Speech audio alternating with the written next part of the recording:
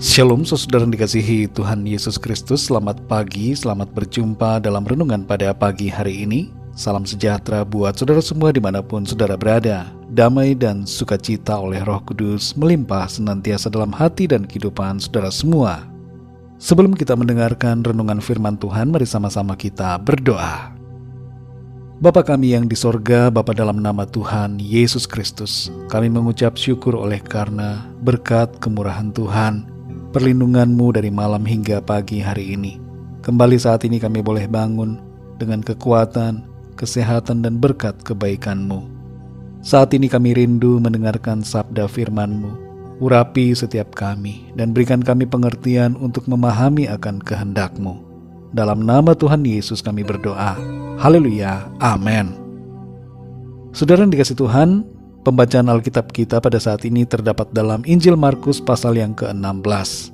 Saudara dapat membacanya secara pribadi setelah mendengarkan renungan ini. Saya akan membaca Markus 16 ayat 4-6. Tertulis demikian. Tetapi ketika mereka melihat dari dekat, tampaklah batu yang memang sangat besar itu sudah terguling. Lalu mereka masuk ke dalam kubur dan mereka melihat seorang muda yang memakai jubah putih duduk di sebelah kanan. Mereka pun sangat terkejut, tetapi orang muda itu berkata kepada mereka, "Jangan takut, kamu mencari Yesus orang Nazaret yang disalibkan itu. Ia telah bangkit, ia tidak ada di sini. Lihat, inilah tempat mereka membaringkan dia." Saudara yang dikasihi Tuhan, Allah telah menjadi manusia seperti kita dan hidup dalam keadaan sebagai manusia untuk mengalami kematian di atas salib agar ia dapat mematahkan kuasa maut yang membelenggu manusia akibat dosa. Karena kebangkitannya itu kita memiliki harapan dan jaminan yang pasti bahwa kita juga yang percaya kepadanya akan mengalami kebangkitan dan kehidupan setelah kematian. Hari Minggu pagi-pagi sekali, terhitung di hari yang ketiga setelah kematiannya di atas salib, Tuhan Yesus bangkit. Saat hari kebangkitannya, para muridnya lari ke kubur dan melihat bahwa batu besar yang menutupi kubur telah terguling.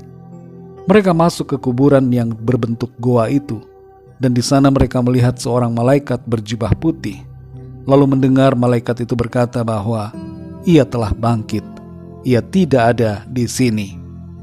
Saudara yang dikasihi Tuhan, kebangkitan Kristus membawa sukacita dan kemenangan serta harapan bagi kita.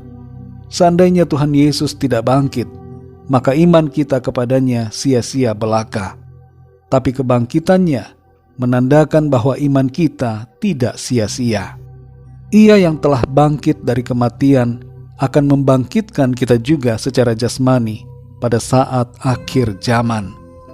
Kebangkitan tubuh orang percaya akan terjadi pada saat Tuhan Yesus datang kembali yang kedua kali.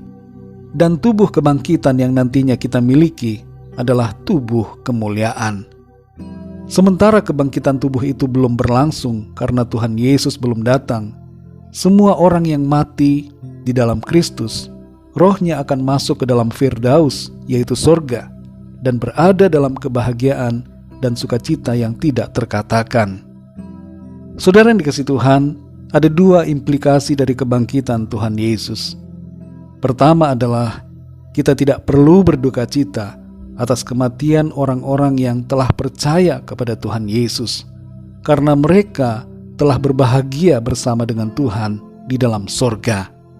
Janganlah berduka cita seperti orang-orang lain yang tidak mempunyai pengharapan. Kematian bukanlah akhir, tapi kematian membawa kita masuk ke dalam hidup yang kekal di dalam sorga. Seorang penjahat di sebelah kanan Tuhan Yesus, saat sebelum mati mendapatkan jaminan dari Tuhan Yesus yang berkata dalam Lukas 23 ayat 43, "Sesungguhnya hari ini juga engkau akan ada bersama-sama dengan aku di dalam Firdaus." Yang kedua, saudara, kita tidak perlu takut akan kematian, karena kematian membawa kita kepada kehidupan yang kekal bersama dengan Tuhan, dan kita akan mengalami kebangkitan tubuh di akhir zaman.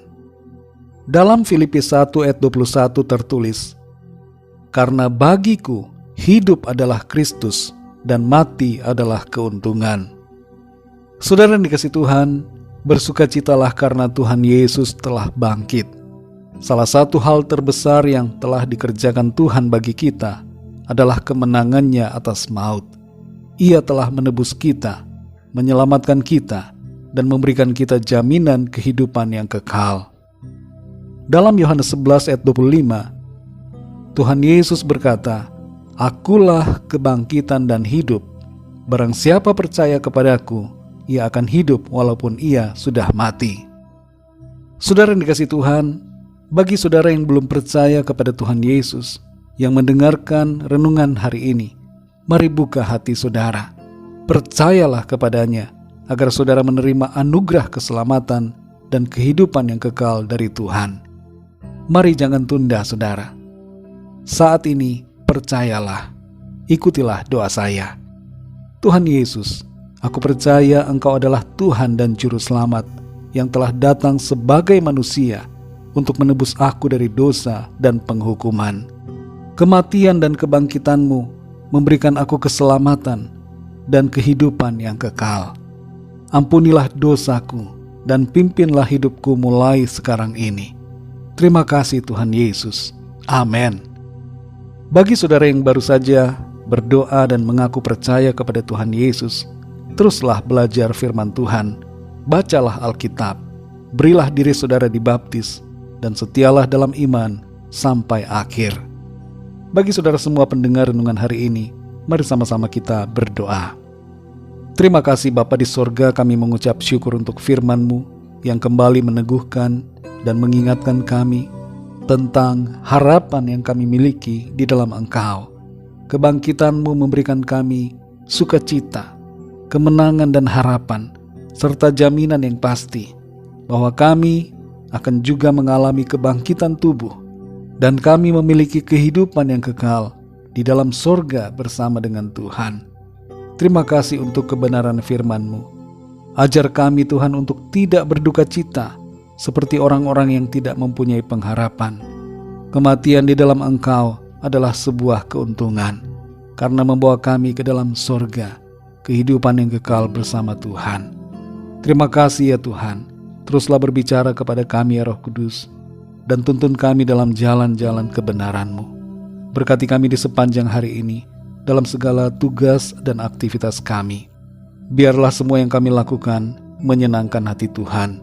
Kami berdoa bagi yang sakit dan dalam pergumulan persoalan, agar Tuhan menyembuhkan dan memberikan jalan keluar.